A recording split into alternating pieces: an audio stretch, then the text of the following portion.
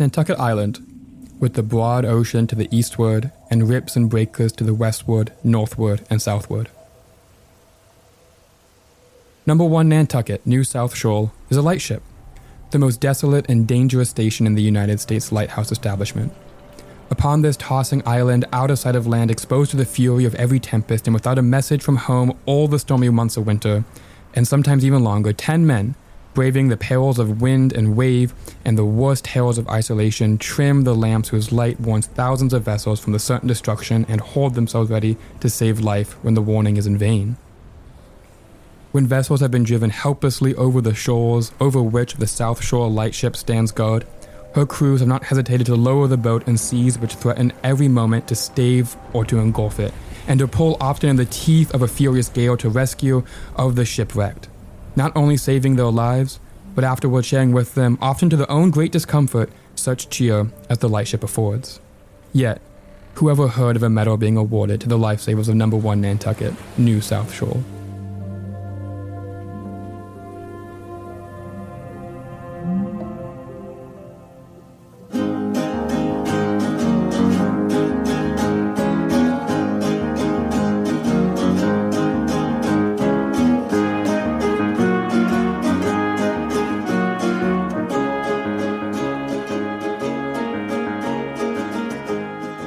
Welcome to the Nantucket Gam. I'm Annalie Gilbert-Keith, and I'm joined by Thomas Parrish. Hello. And Adam DeLogue. Hi. We are members of the Visitor Operations team at the Nantucket Historical Association.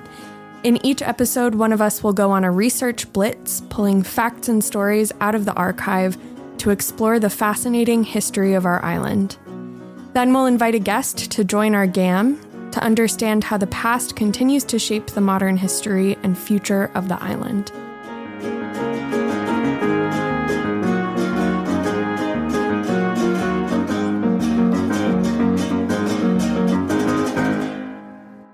What Thomas just read is an excerpt from Life on the South Shoal Lightship by Gustav Cobb. And this month, we're talking about lightships. Most often, I think when we think of navigation and life-saving lights, we're thinking of lighthouses. So Thomas, can you give us a quick intro into what is a lightship? A lightship or a light vessel is essentially just a floating lighthouse. They serve many of the same purposes as lighthouses do on land, but the great benefit of them is that they can be placed at sea where no permanent structure can be built. And they're probably exactly what you would imagine. They are ships with a bright light on their mast anchored at one spot. If you're out at sea, why do you need that? Well, some of the most dangerous waters are with the risks that you don't see, like shoals and shifting sands. And a light ship can be moved with these shifting sands, and the water around Nantucket is notorious for becoming incredibly shallow, incredibly quickly, with little to almost no warning. I feel like anybody who's been on Nantucket for a while or been sailing around Nantucket knows just how dangerous the shifting sands around the island can be.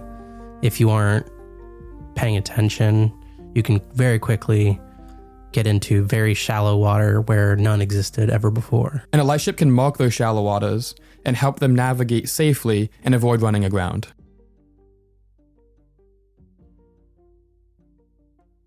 Where were lightships most common? They were all over the East Coast. They were up from the Great Lakes, down the eastern shore, all the way to the Gulf of Mexico. But the highest concentration of lightships anywhere in the United States was actually around Nantucket. Wow. If they're all over the United States, who's running these lightships? Are they locally run, privately owned? They were actually under the same authority as lighthouses. So initially that was the Lighthouse Board. Eventually it became the Bureau of Lighthouses, who had a Commissioner of Lighthouses, which I think is an awesome title. Would love to be the Commissioner of Lighthouses. And that was directly under the Secretary of Commerce to show how impactful lighthouses and lightships were to maritime trade. But eventually in 1939, all lighthouses, both lightships and on land, came under the Coast Guard. Thomas, you said that the highest concentration of lightships was around Nantucket. Why was that? The first main reason, the water around Nantucket was incredibly busy. One historian actually referred to it as the Times Square of the North Atlantic. The water around here gives you access to the two probably most important cities in the Northeast, New York and Boston. But on top of that, the sandy ocean bottom around is constantly changing. And so even by 1850s, there was something like 400 shipwrecks that were documented around the island. Part of that is due to the shifting sand. Part of that's due to the prevalence of boats in the area. And probably the third factor is that this area gets a lot of fog. And fog, renders it very difficult to navigate both by immediate sight or by using the stars or other celestial bodies to navigate as well. So when do lightships first get employed? Well, lightships are first employed in the United States in the 1820s. The first one is placed in my neck of the woods in the Chesapeake Bay. And very quickly, this technology of having a lightship that can sit in the water, can move, and can mark locations where solid structures can't be installed is immediately valuable. And they bring this to Nantucket only 6 years later. And the first lightship around Nantucket was placed off the coast of Tuckanuck in 1826. This was then moved later to be almost exactly in the middle of Nantucket, Martha's Vineyard, and the Cape, and it became known as the Crossrip Shoal. All lightships tend to be named after the station or where they're located, and then the individual ships have identifiers LV1, LV11. So the Crossrip Shoal is the station for which multiple ships, multiple light vessels were placed on. So in regards to that, the name Nantucket Lightship is sort of a colloquial term then, right? Is something that townsfolk or historians or visitors might call the lightship, but the actual lightship itself would have been named after the shoal that it's sitting on, right? Well, the lightship itself would have a unique identifier, that LV, light vessel, and then followed by a number.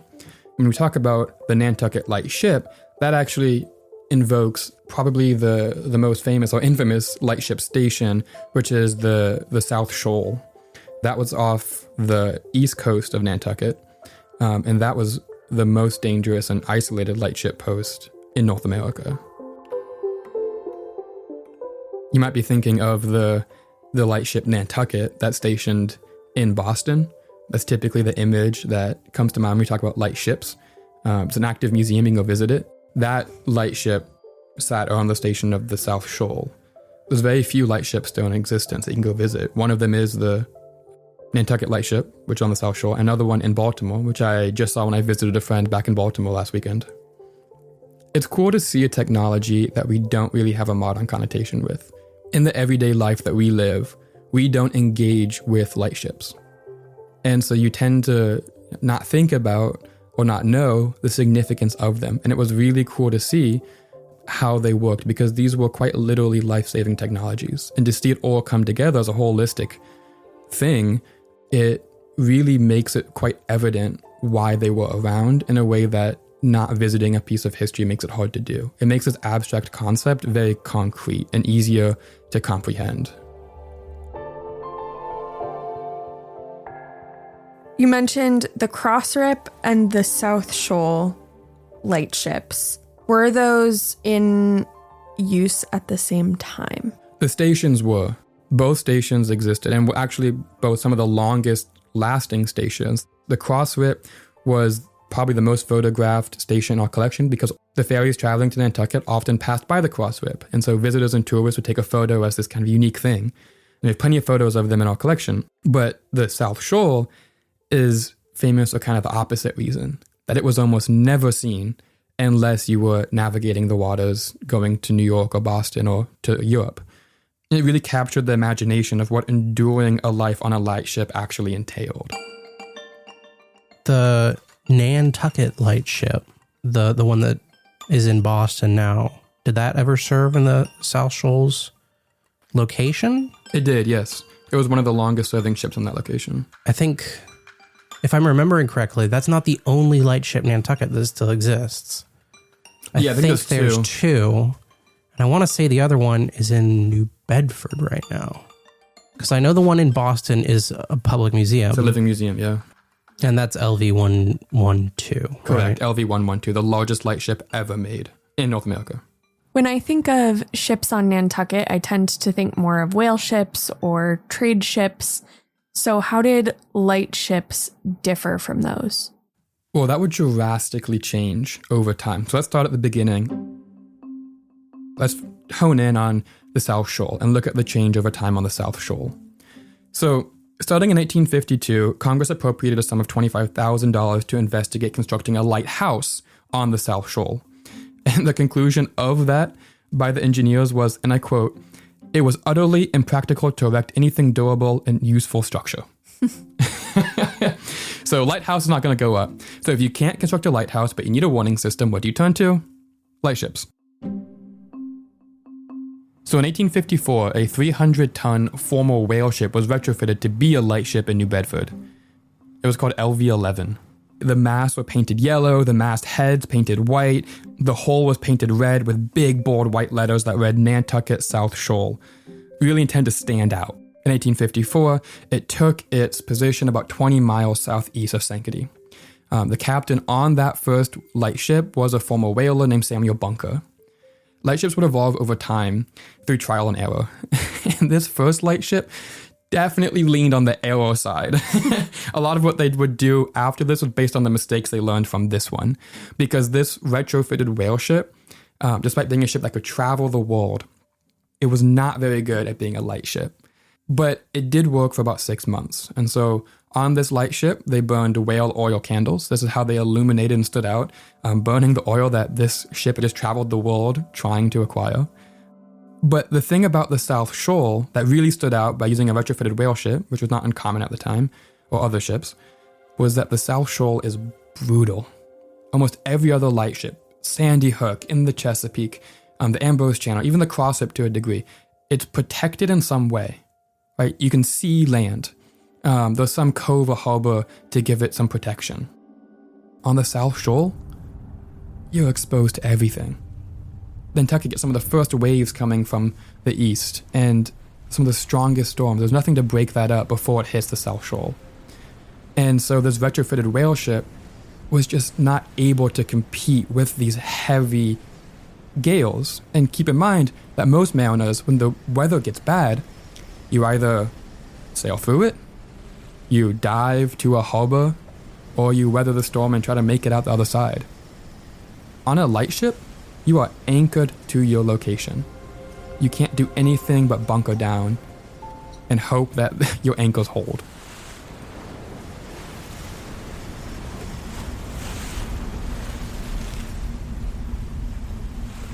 Were there many instances where the anchors didn't hold? Because especially in, soft, shifting, sandy areas, I can't imagine that was particularly sturdy.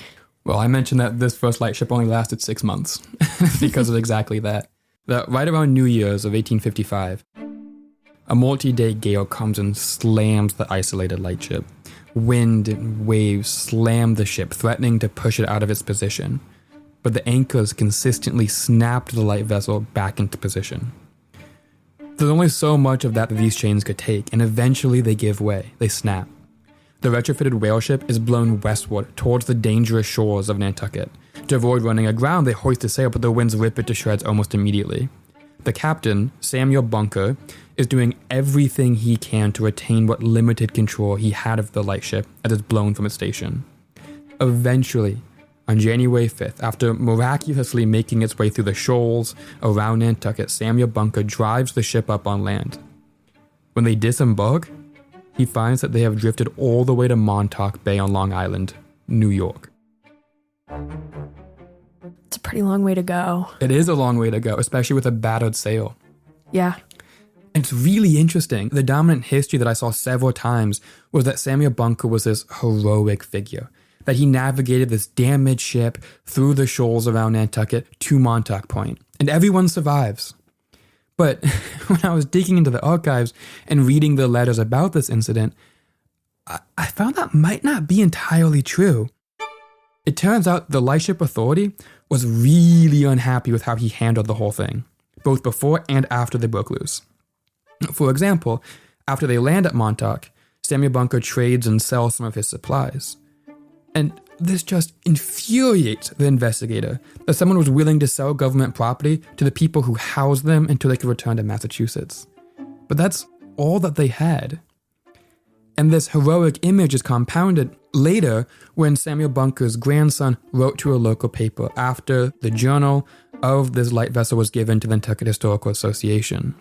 And he wrote saying that after eventually returning home, Bunker's wife, so the author's grandmother, begged him not to return to lightships because it was so dangerous and it was perceived as so dangerous after this Montauk incident. And that's what people have repeated. But when I dug into the archives, I found that I don't think Samuel Bunker quit because his wife asked him to. I'm pretty sure he was fired. The investigator of this incident really dug into Bunker. He was completely unsatisfied with how he handled the whole thing. And at one point, the investigator wrote to his superior saying, quote, "It would seem that the keeper of Nantucket South Shore Light Vessel, which is now a shoal on Montauk Point, has thought proper to neglect his duty." And he would also demand that Samuel Bunker not be paid a single cent until all the government property that he sold was accounted and paid for. The investigator really blamed Bunker for not taking good care of the light vessel. But on the other hand, Bunker blamed the government for not properly equipping the light vessel for the extreme conditions of the South Shoal. So, whether you agree that the ship was ill-prepared, that it was the government's fault, or whether you believe that Bunker actually didn't do his job effectively and it was his fault, what was clear is that there was a need for a lightship to be on the South Shore as soon as possible. And almost immediately after, the government commissioned a new lightship to take that post that was custom made as a lightship to endure the South Shoal.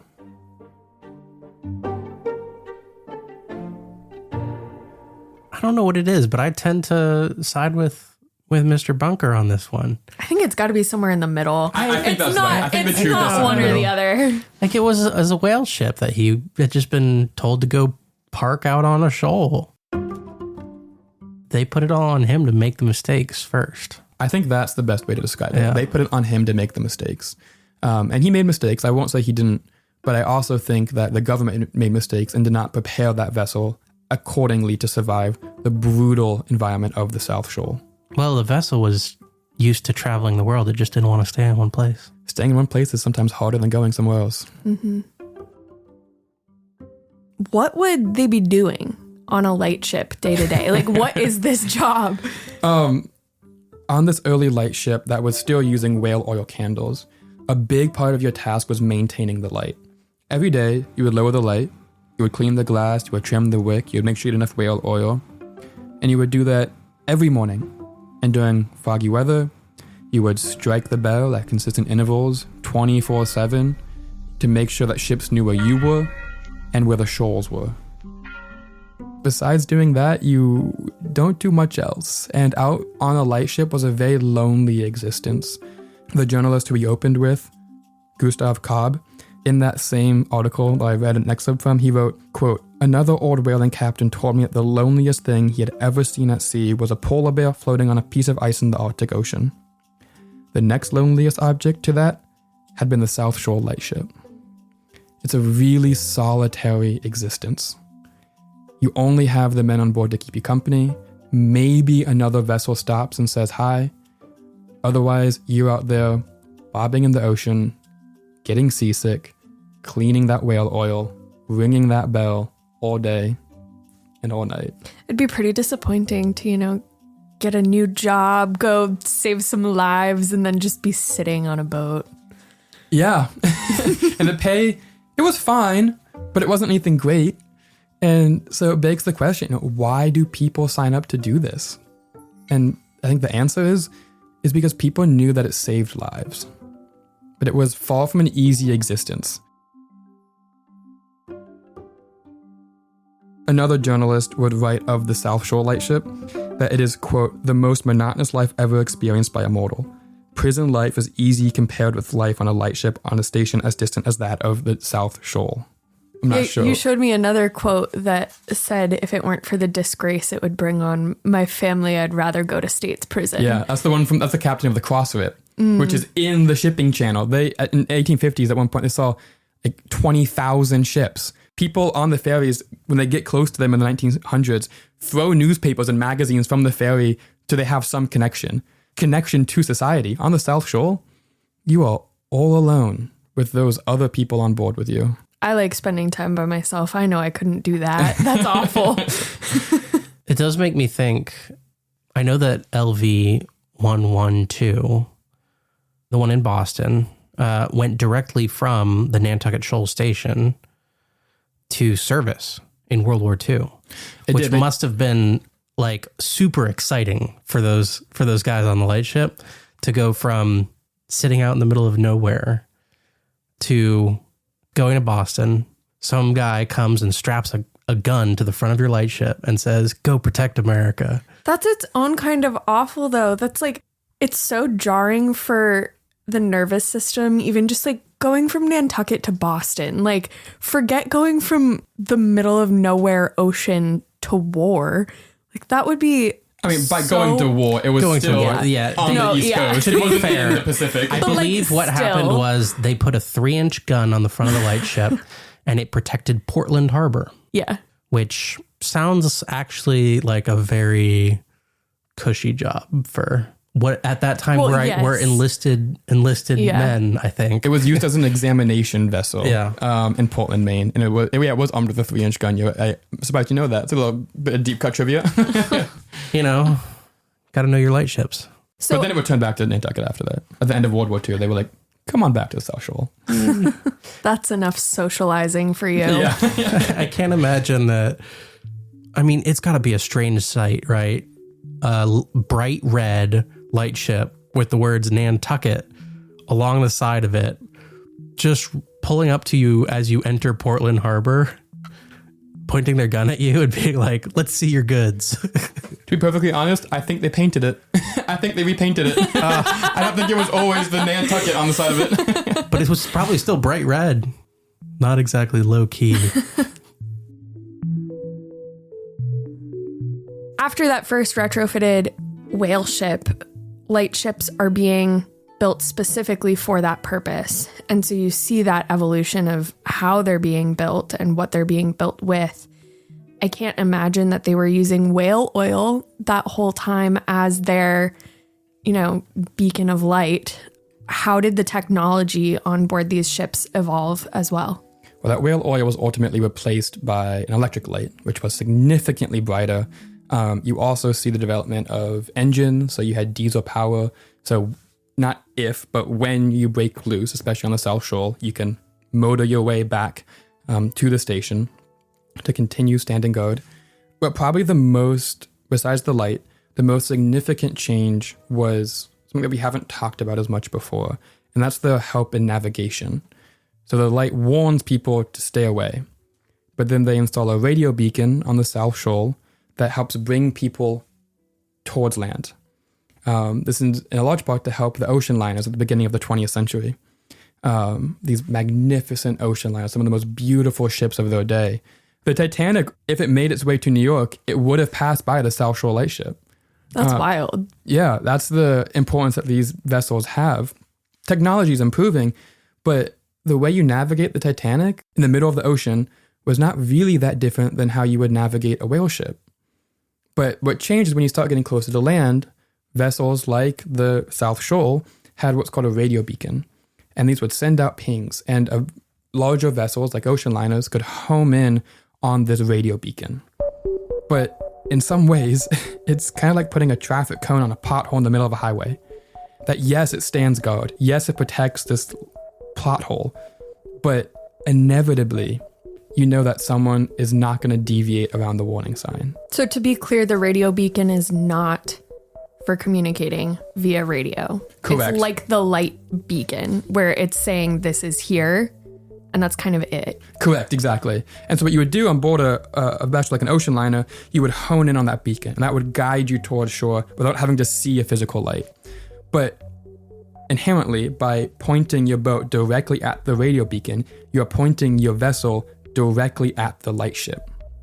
And in 1924, a reporter for the New Bedford Standard prophetically wrote that, quote, "It has never happened, but there is an ever-present possibility that the towering bow of a great liner may come cleaving through the mist and the ominous cry of all hands on deck be raised in the imminent crash of a collision." And so they are very aware of the dangers that being aboard a lightship, specifically the South Shore Lightship, poses to the sailors on board. It's a pretty haunting image, the hull of a ship just sort of emerging out of the fog. Unfortunately, that's exactly what happened a decade later. Tell us about it. With pleasure. It's May 15th, 1934. And the sister ship of the ill-fated Titanic, the RMS Olympic, is on its way from England to New York. This is a pretty standard route. They've done it before.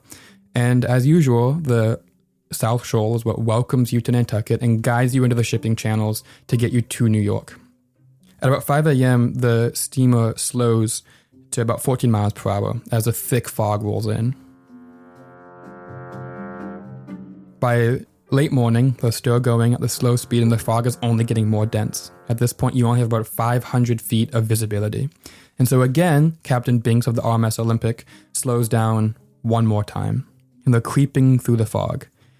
Eventually, they hear the radio beacon of the South Shore Lightship, and they're able to locate it and navigate the Olympic towards it. Captain Binks gives the order to point the vessel 10 degrees to the left, hoping to pass by in the fog silently and without incident. As they get closer, they hear the hand-rung bell ringing through the fog, letting ships know that the South Shore Lightship is near them.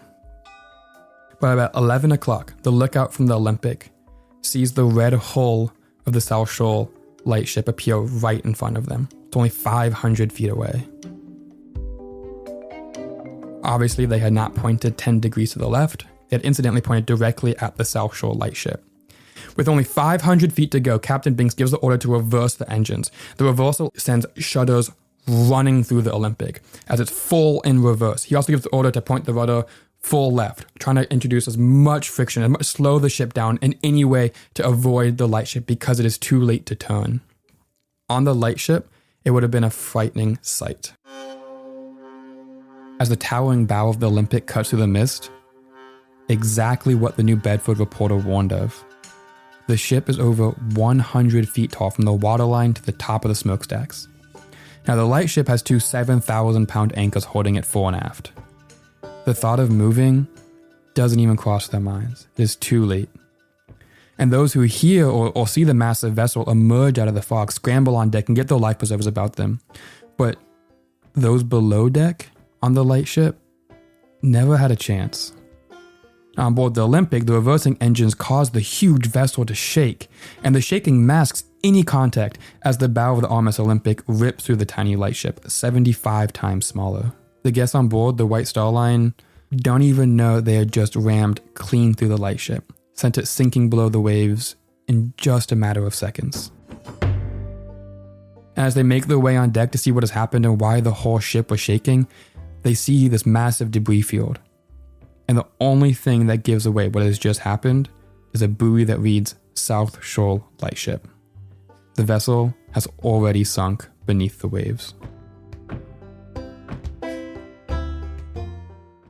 The Olympic drops lifeboats in almost immediately, and they try to find anybody they can. But unfortunately, of the men they could find and pull on board, only 4 of those aboard the Lightship would survive. The Olympic would eventually continue on its way to New York with its flag at half-mast. And when it arrives in the harbor, the only sign of the incident were a few minor scrapes to the bow of that beautiful ocean liner.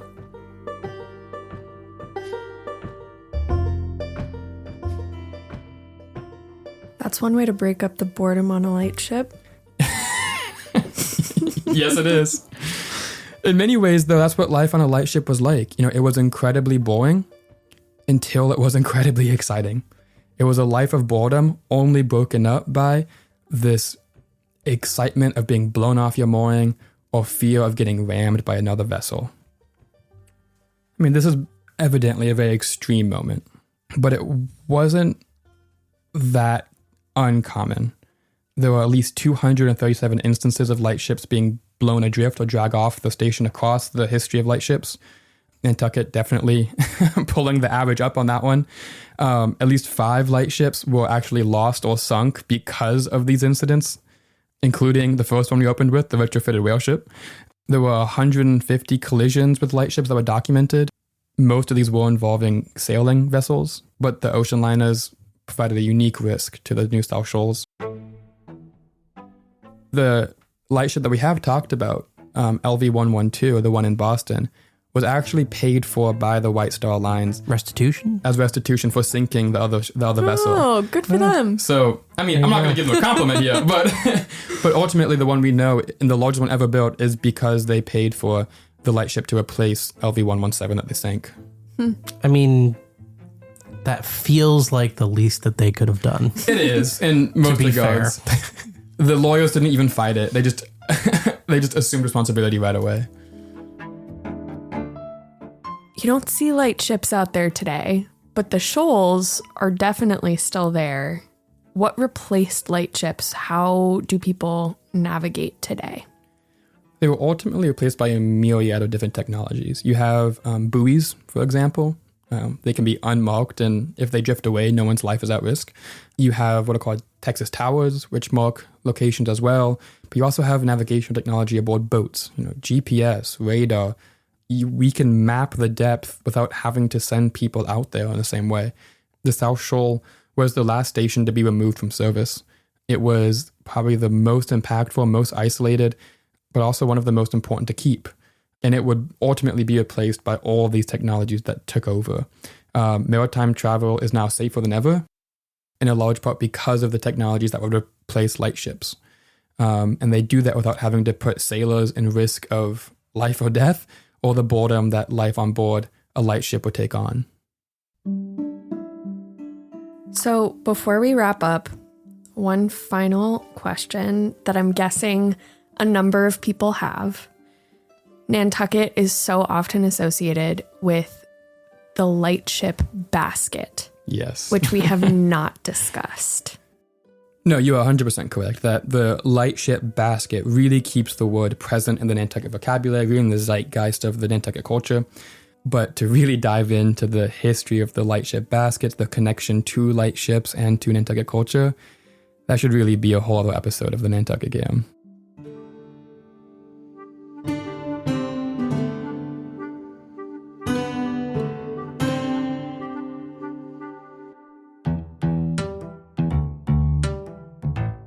Thanks for listening. When we come back, Thomas will be joined by Larry Ryan, a former lightship sailor and president of the United States Coast Guard Lightship Association.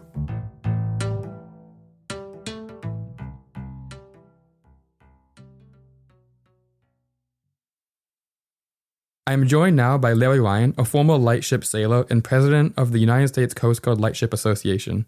Larry, thank you so much for joining us. Thank you. What drew you to want to be involved with lightships? I enlisted in 1959, and my first duty station was a steam-powered lighthouse tender, the last one built by the Lighthouse Service before it became part of the Coast Guard.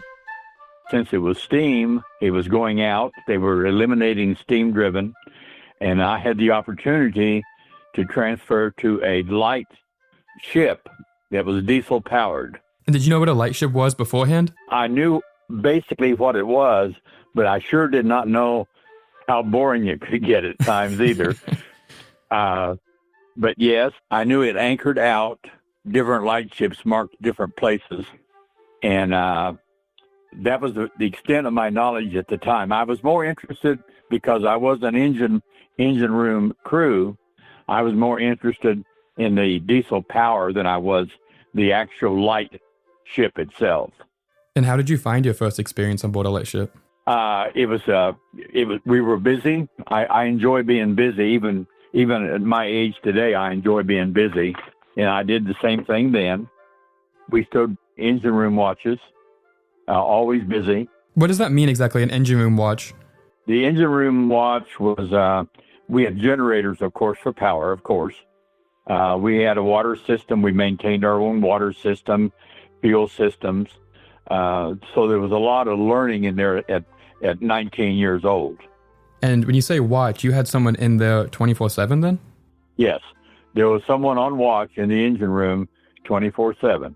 For a vessel that's designed to stay in one place and guard a specific location, how come you had to have someone in the engine room all the time? There was two reasons. First off, you had to monitor the output of the generators. They were variable.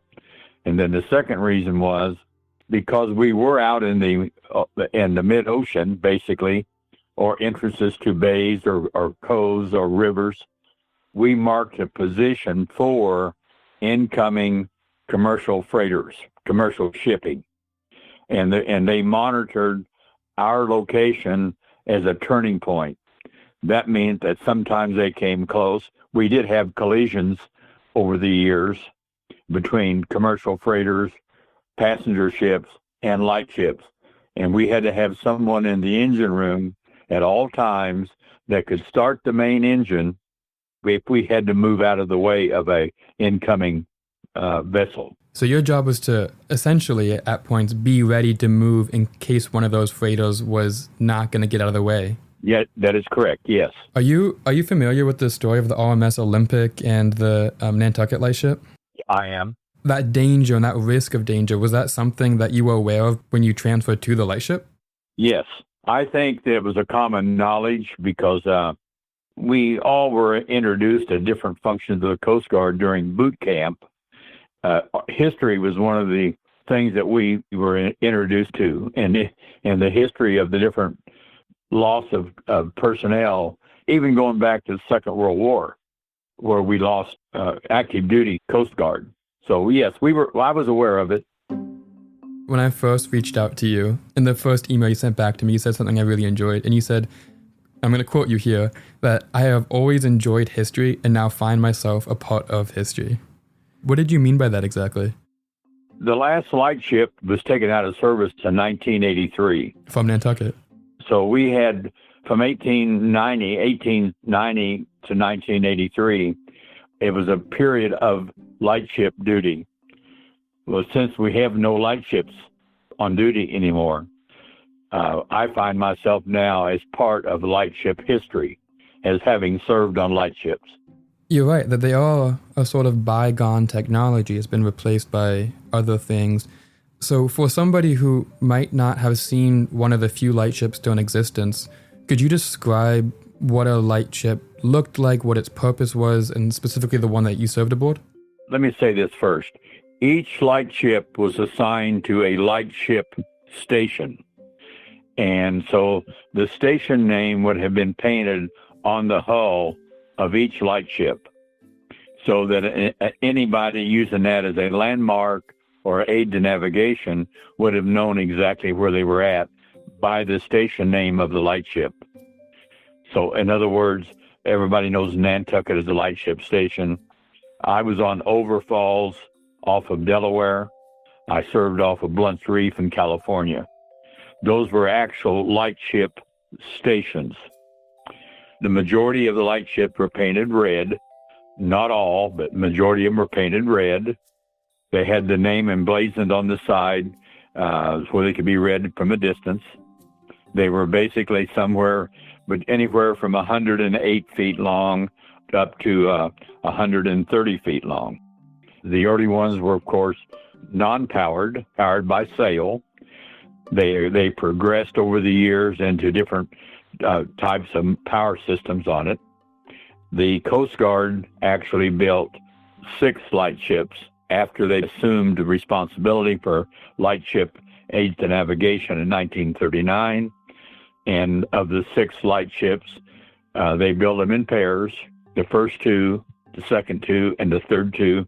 And each one of them had the same hull and electrical system and all that. So they were sister ships. Yes, each one was a sister ship. The hulls were the same. The modern lightships were designed for ocean waves, which are shorter or longer than they are like on the Great Lakes. The wavelength made a difference. Each body of water, whether it be ocean or whether it be Great Lakes, have a different wavelength. So if the ship was designed for that particular wavelength, which all of ours were, they rode better. Basically, just nothing more than up and down. But we took water over the bow many times. We would be in rough enough water to take water over the bow. The one that I was on the second class, which was the lightship number 605. And the crew was basically the same, but each lightship, depending on how far away from, if it was a distant shore, they had a different requirement on it as far as the amount of time you spent on board and the time you got to be off board. Most of them were you earned a half a day compensatory liberty for every day you spent on board. So you would basically go out and work your 2 weeks or your 3 weeks. Then you were free then for the same amount of time that you had earned. So I'm curious, what was life like for those 3 week stints that you were out on the light vessel? What were your tasks? What were some of the things that you did to keep busy? That's a fair question. And it might even give you a bird's eye view of the date of the time we were on it. And the Coast Guard at the time was very, very short-handed. On every station, every vessel, they were always short-handed. So what happened is we did extra duty to maintain the ship and to stand our watches, as I just mentioned.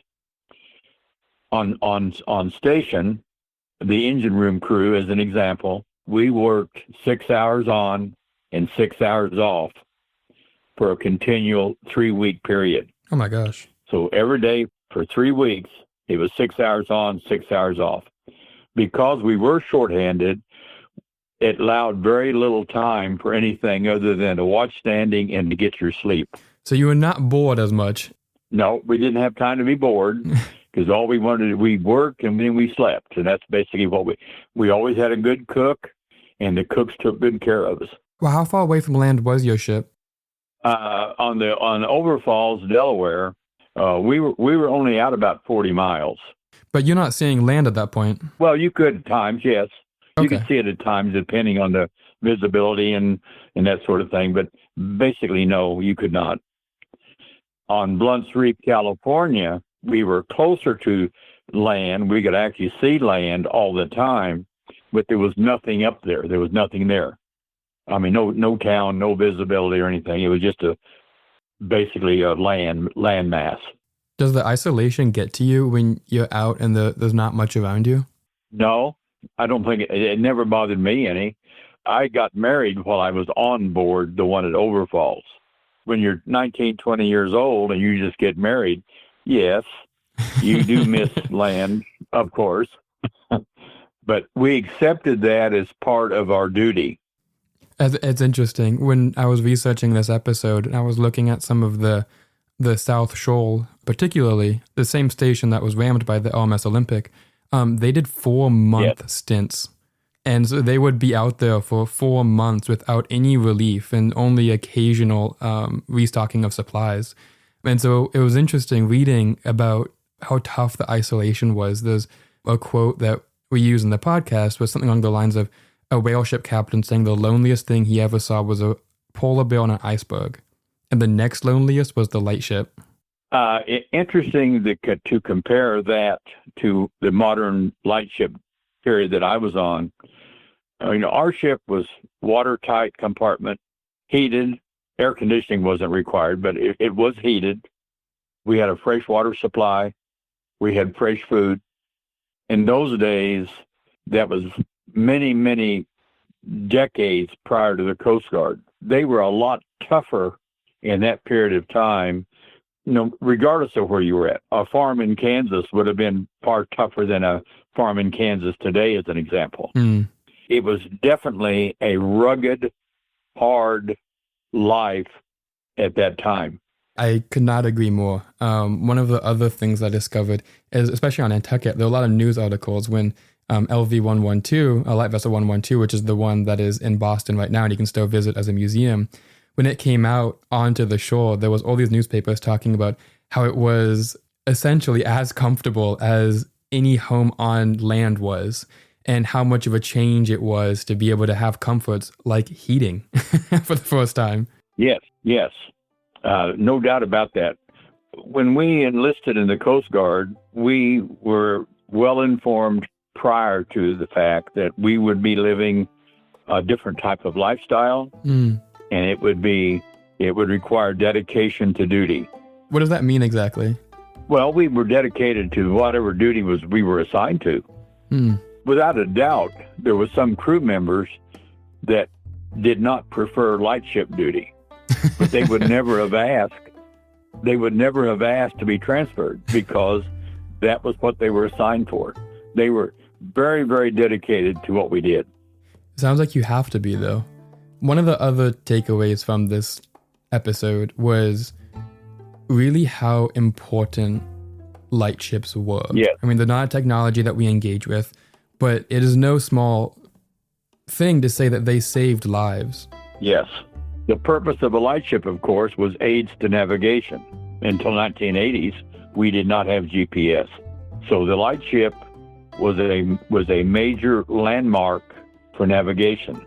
No different than you have even today at the buoys that mark channels. We marked a channel. We may have marked a turning point. We may have marked an obstruction, underwater obstruction. They were nothing more than a floating lighthouse used for navigation. Yeah, that's a good point. Is there a substantial difference between working at a lighthouse versus a lightship? Yes, I had the privilege of doing both. The duties would be the same. We had to maintain the vessel with a light. We had to maintain a radio beacon that was used for radio guidance. Obviously, we had to maintain a very exact position if we were going to be used for navigation. No different than a lighthouse.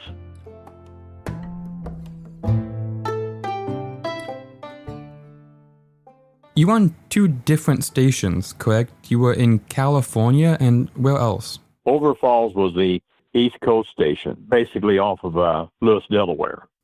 And that was the same lightship that went to California, or were you on a different vessel?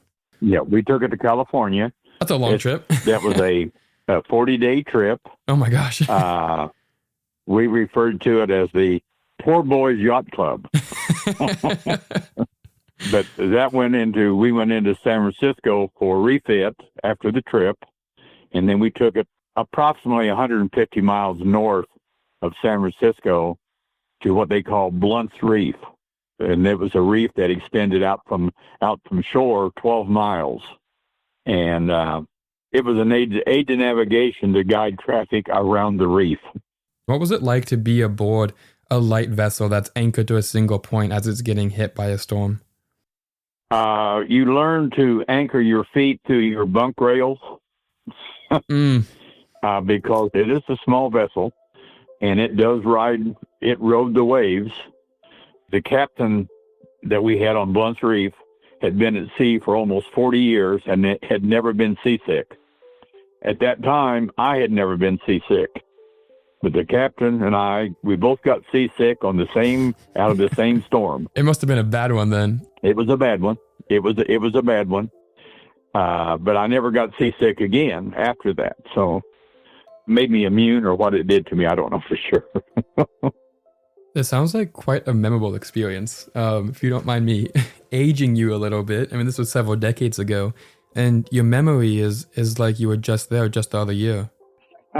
Well, I've been blessed with good health, both physical and mental, I think.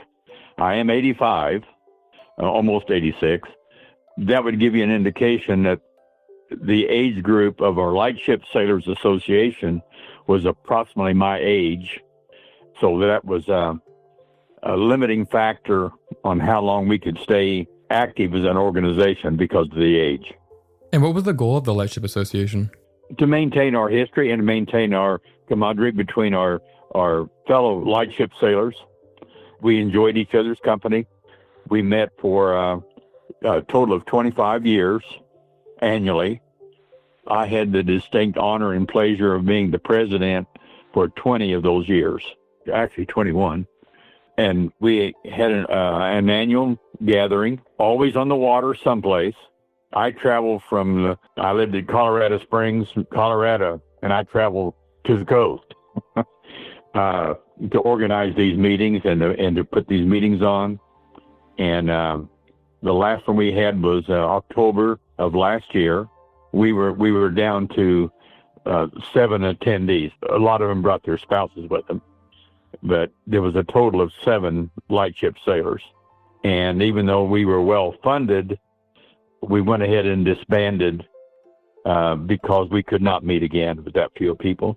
our excess funds was donated to the 112 there in Boston. Oh, I didn't know that. Yep. It was not nonprofit. We were a nonprofit, and so was he. So in my IRS, we had to dispose of our funds to another nonprofit. That's where it went.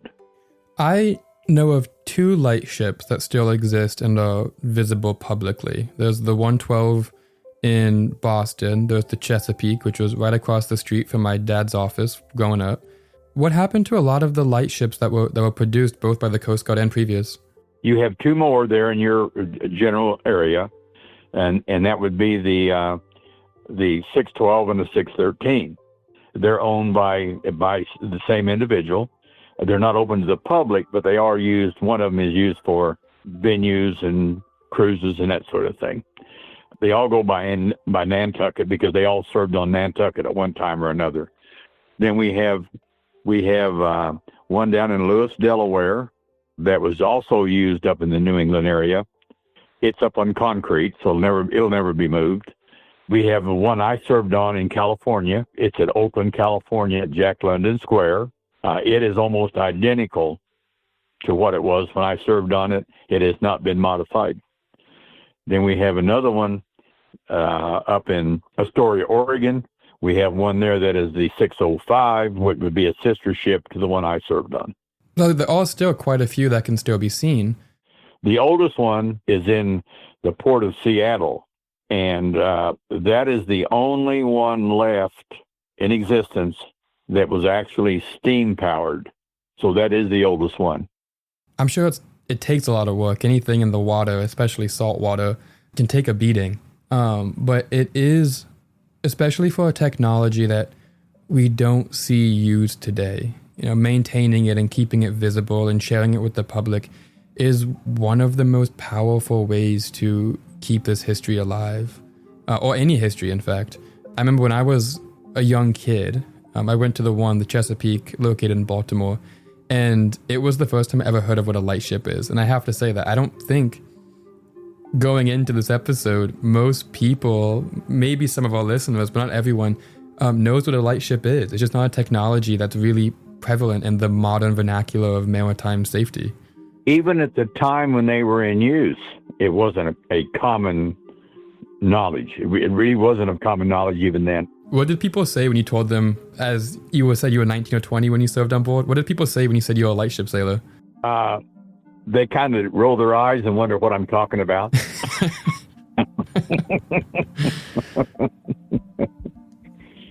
I think, in all fairness, the general public today is far more interested in some of our history than we give them credit for. I've never really ever experienced anything that was anything above thank you for your service type thing. It's been very rewarding to me, and my Coast Guard career was rewarding to me. Well, it has been a pleasure to talk with you. Thank you so much for taking the time to share some of your history. As you said, find yourself part of history and sharing that with us. Yeah. It has been a distinct privilege to talk to you, and thank you for passing on your knowledge. Thomas, thank you for your efforts, and thank you for what you're doing. And my very best to everyone that can hear our podcast. And thank you for your time. Thank you so much.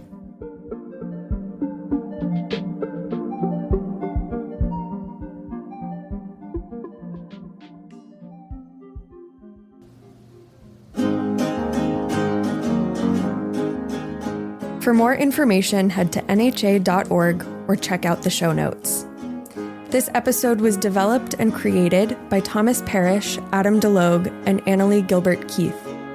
Special thanks to our Chief Curator, Michael R. Harrison, and our Director of Collections and Research Services, Amelia Holmes. Our theme music was composed and performed by Isaiah Williams. Other music in this episode is by Blue Dot Sessions. The Nantucket Gam is a production of the Nantucket Historical Association. Thanks for listening.